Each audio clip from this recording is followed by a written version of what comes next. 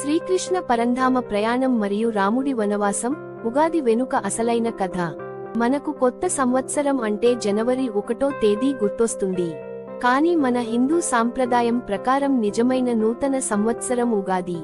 ఇది వసంత ఋతువు ప్రారంభమై ప్రకృతి పచ్చగా మారే పవిత్రమైన రోజు.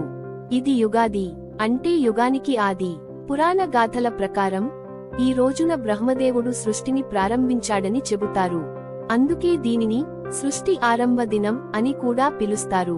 ఉగాది రోజునే కలియుగ ప్రారంభమైంది అని చెబుతారు. కానీ ఆ రోజు ఏం జరిగింది?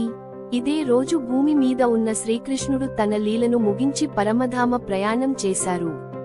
తన మిషన్ పూర్తయిన తర్వాత శ్రీకృష్ణుడు ఒక వేటకారుడి బాణంతో దెబ్బతిని శరీరాన్ని వదిలారు. కాని ఇది కేవలం భౌతిక రూపం మాత్రమే. ఆయన పరమధామానికి చేరుకున్నట్లు పురాణాలు చెబుతున్నాయి. శ్రీకృష్ణుని భౌతిక రహస్యం తెలియడంతో యాదవ వంశం అంతరించిపోయింది. అప్పుడు భూమి మీద కొత్త యుగానికి నాంది పడింది. ఇక మరో ఆసక్తికరమైన విషయానికి ఏమిటంటే, రామాయణ కాలంలో ఇదే ఉగాది రోజున రాముడి పట్టాభిషేకం జరగాల్సి ఉంది. అయితే మంథర కుట్రతో ఇది సాధ్యపడలేదు. ఆమె ప్రేరేపణతో కైకేయి తన 2 వరాలు కోరడంతో రాముడు వనవాసానికి వెళ్లాల్సి వచ్చింది. ఈ సంఘటన త్రేతాయుగంలో చోటు చేసుకున్న ఓ ముఖ్యమైన మలుపు. అంతేకాక కొన్ని గ్రంథాల ప్రకారం ఇదే ఉగాది రోజున రాముడు తన వనవాసాన్ని ప్రారంభించాడని విశ్వాసం.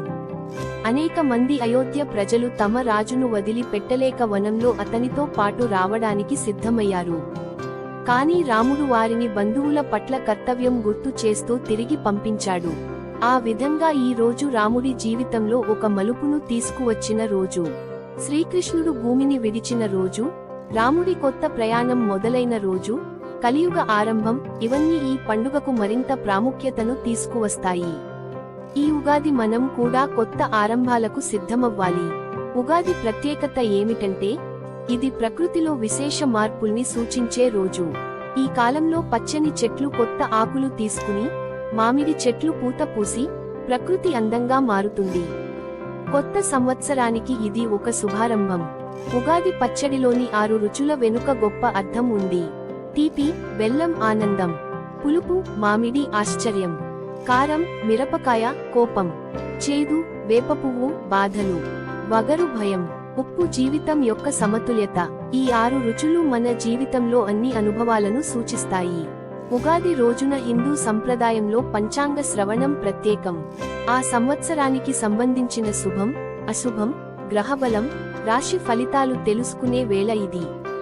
ఈ రోజు ఉదయాన్నే లేచి తల స్నానం చేసి కొత్త బట్టలు ధరించడం, దేవునికి పూజ చేయడం, కుటుంబంతో ఉత్సాహంగా పండుగ జరుపుకోవడం అనేది సంప్రదాయం.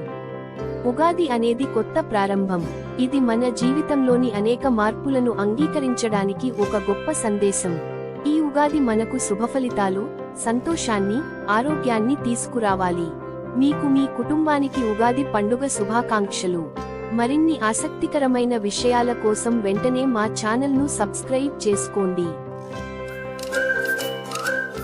Please subscribe our channel.